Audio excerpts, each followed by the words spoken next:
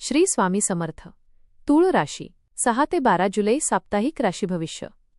नमस्कार मित्रांनो, आपल्या आवडत्या चॅनलवर तुमचे मनापासून स्वागत आहे. हा आठवडा तुमच्या आयुष्यात कोणते शुभ संकेत घेऊन येणार आहे?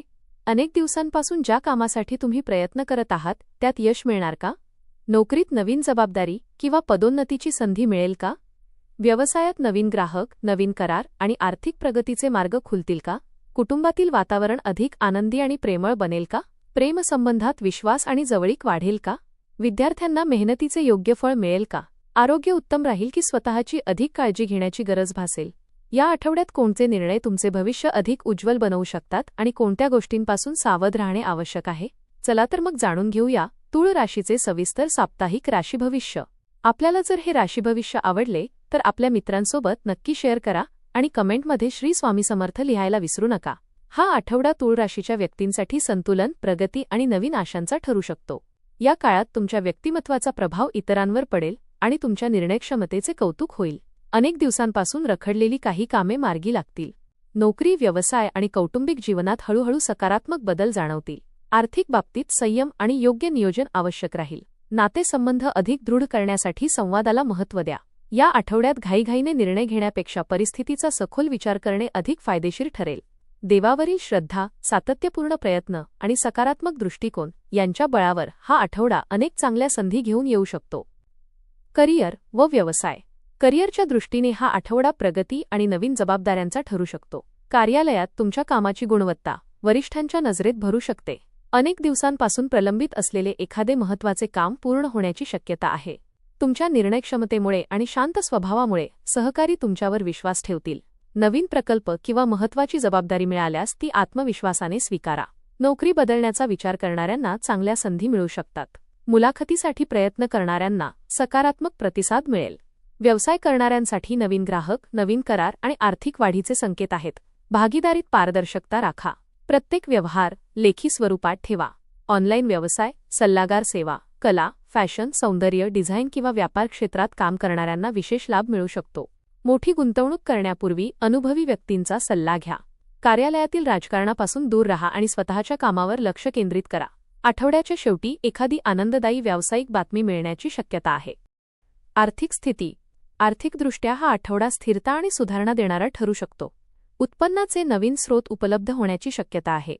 अडकलेली रक्कम परत मिळू शकते.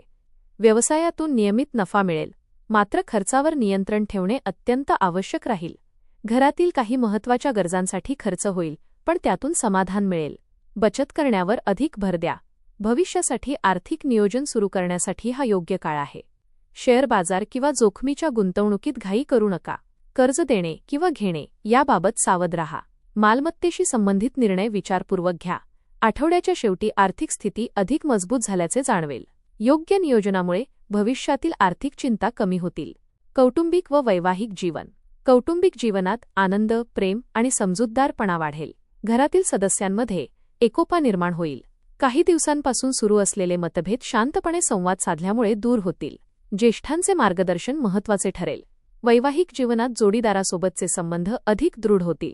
एकमेकांना समजून घेण्याचा प्रयत्न केल्यामुळे नात्यातील गोडवा वाढेल.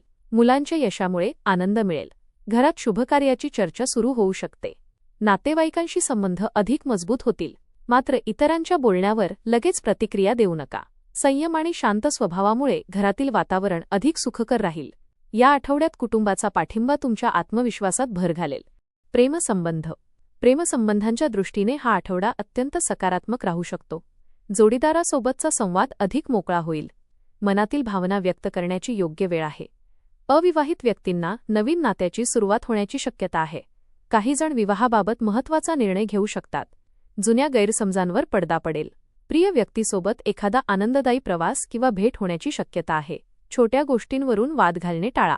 विश्वास आणि प्रामाणिकपणा कायम ठेवा. प्रेमात संयम ठेवला तर नाते अधिक मजबूत आणि दीर्घकाळ टिकणारे ठरेल. शिक्षण. विद्यार्थ्यांसाठी हा आठवडा अभ्यासात चांगली प्रगती देणारा आहे. एकाग्रता वाढेल आणि नवीन विषय समजून घेणे सोपे जाईल. स्पर्धा परीक्षेची तयारी करणाऱ्यांना सकारात्मक परिणाम दिसू लागतील. शिक्षकांचे मार्गदर्शन लाभदायक ठरेल.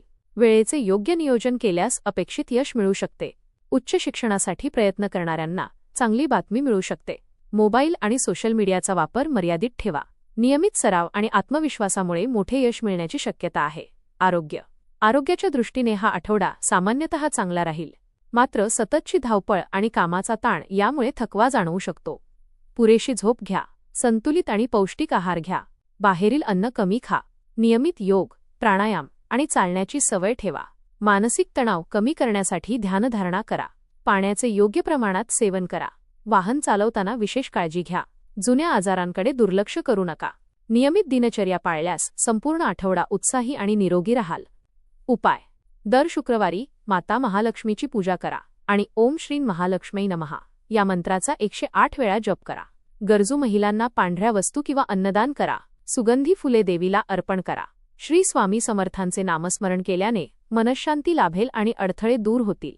एकूण तूळ राशीच्या व्यक्तींसाठी हा आठवडा समतोल राखत पुढे जाण्याचा आणि प्रत्येक संधीचा योग्य उपयोग करण्याचा आहे. या काळात संयम, सकारात्मक विचार आणि योग्य नियोजन यांचा लाभ तुम्हाला प्रत्येक क्षेत्रात मिळू शकतो. करिअरमध्ये विश्वासार्हता वाढेल, व्यवसायात प्रगतीची नवी दारे उघडतील आणि आर्थिक स्थिती हळूहळू मजबूत होईल. कुटुंबातील प्रेम, जोडीदाराचे सहकार्य आणि मित्रांची साथ यामुळे मानसिक समाधान मिळेल. आरोग्याची काळजी घेत नियमित जीवनशैली स्वीकारल्यास ऊर्जा आणि उत्साह कायम राहील. या आठवड्यात घेतलेले शहाणपणाचे निर्णय पुढील काळात मोठे यश आणि स्थैर्य देऊ शकतात. देवावरील श्रद्धा, स्वतःवरील विश्वास आणि सातत्यपूर्ण प्रयत्न यांच्या जोरावर हा आठवडा तुमच्यासाठी यश, समाधान आणि नव्या आशांचा सुंदर प्रवास ठरू शकतो. धन्यवाद.